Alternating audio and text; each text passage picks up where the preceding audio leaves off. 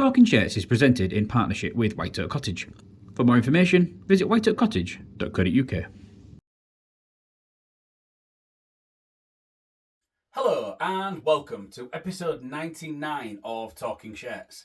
I'm Mike from Hull KR Shirts, and today I bring you a 1979-1980 Hull KR home shirt.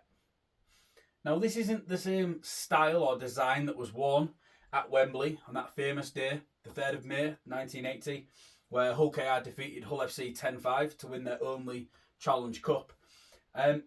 This was one that was used during the season. Now, there's a really strange thing that happened for quite large parts of the 1980s, where even though teams was playing, they had different kits in use at the same time. So there's actually two styles of kit that was used at the same time, in the sense of that there'll be two players on the same team, on the same pitch, wearing two different shirts. Now, the differences aren't massive, but they are enough that they are completely different shirts. So I will talk to you a little bit about that in a moment. So as you can see here, 1979-80 home shirt.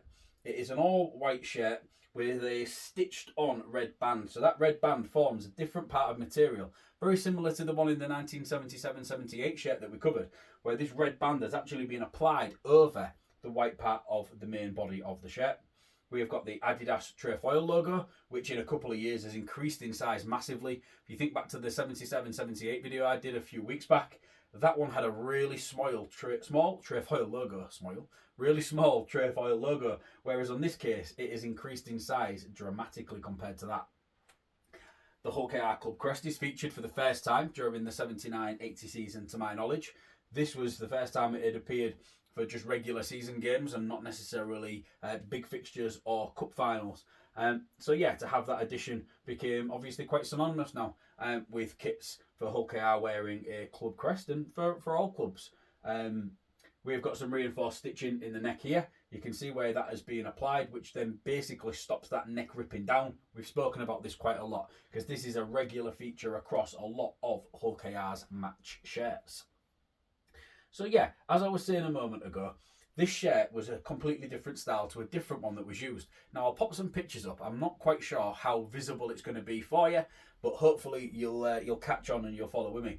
So some of the shirts actually had the trefoil logo with the Adidas word mark included underneath the branding. As you can see on the one on the mannequin, that doesn't have any Adidas word mark. It doesn't physically say Adidas, whereas on the occasions where it does, the three stripes on the sleeve, they don't go all the way up to the top. They stop at the shoulder. Now that is really strange because it's two completely different shirts that were used at the exact same time. And I've seen photos, I've seen video footage, I've seen team squad photos where you've got different players wearing different shirts. It's amazing. I mean, you won't get that these days. I suppose that you would actually, because I've seen it with the England cricket team and some of the Castor shirts. But anyway, you wouldn't expect to see that frequently, whereas we saw that so predominantly during the 1980s. As we take a look at the sleeve here, you'll see kind of a little bit more about what I'm talking about. So the Adidas three stripes starts all the way up at the collar, and comes all the way down to the cuff. You'll notice that the sleeves on this shirt are a 3/4 length. This was something that was quite popular during this time frame, having a 3/4 length sleeve. Obviously in the olden days they were all quite long, and in nowadays they are all quite short.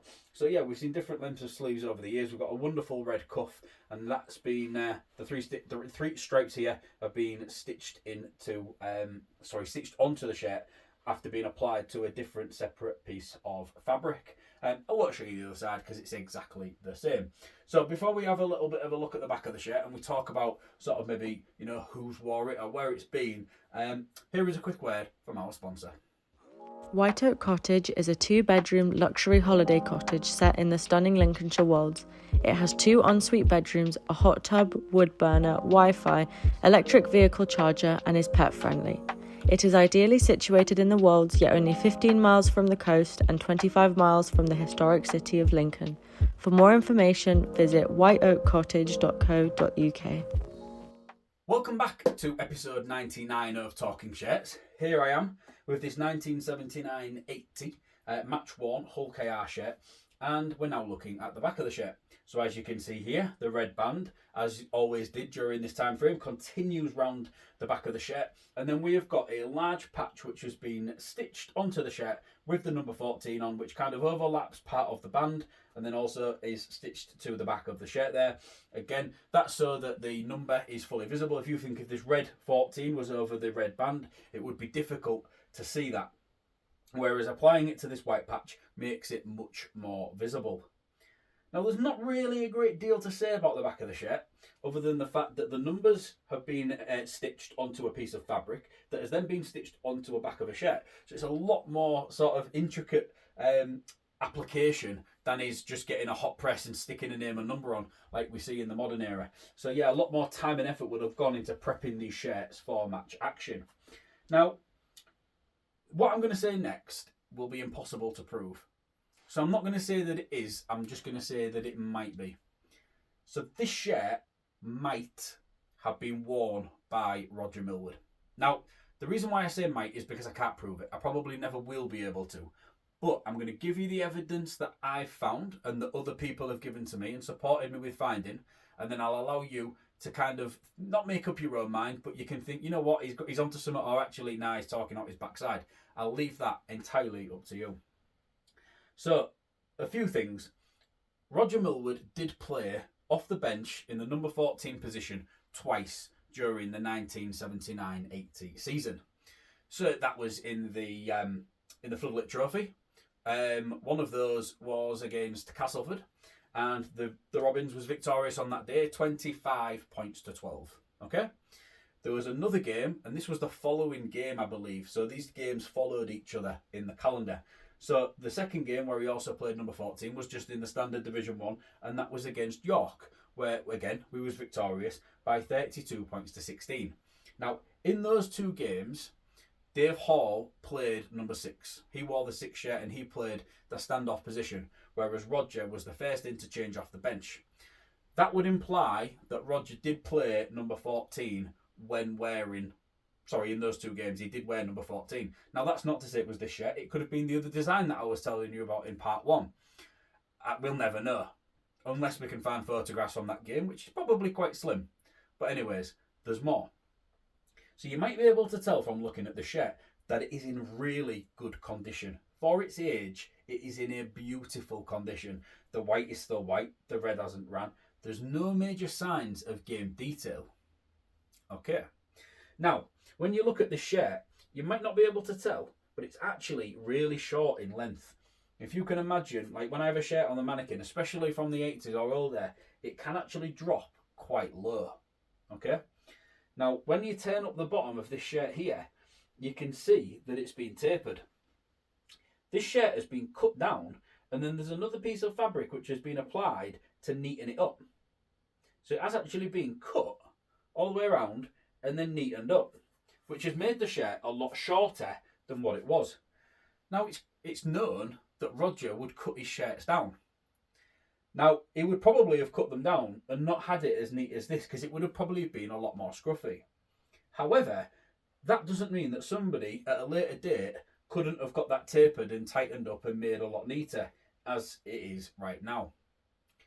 So those two facts, that Roger played 14 twice, and the fact that it was cut short, add in the fact that the shirt is in an immaculate condition, it's possibly not through the overall realms of possibility that Roger did actually wear this shirt in those two games, and then it was never used again because he'd cut it down and he didn't play 14 again that season.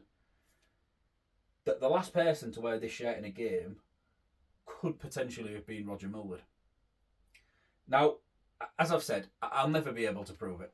Or if I do, it's not going to be an easy thing to try and do. But there's a chance. Yes, I think so. Definitely there's a chance that this was worn by Roger. Other players that wore number 14 during that season were Robinson, Hartley, Dunn. Dave Hall also wore it.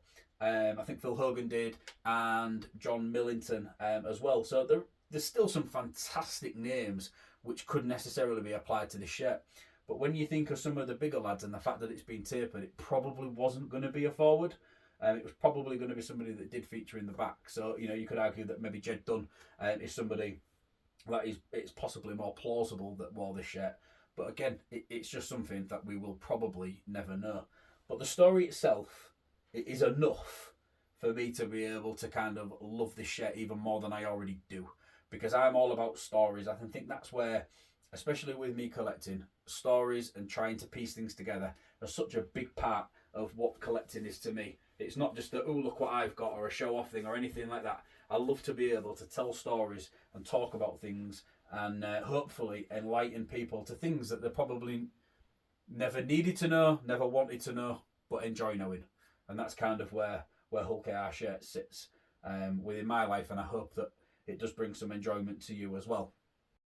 So, that's everything for episode 99. Now, I promised a big shirt for episode 100, and this one did nearly make the cut.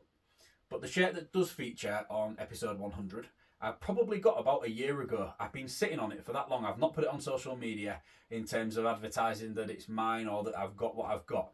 But I set my heart on that being episode number 100 quite a while ago. So when I picked this one up, I was like, oh, what do I do? What do I do? And I've kind of gone with my gut feeling, and I've gone with the original one. However, this is still an amazing shirt that featured on episode 99 of Talking Shirts. Thank you very much for watching. Make sure you come back in another couple of weeks for the big one, episode number 100. Thank you very much. Bye for now.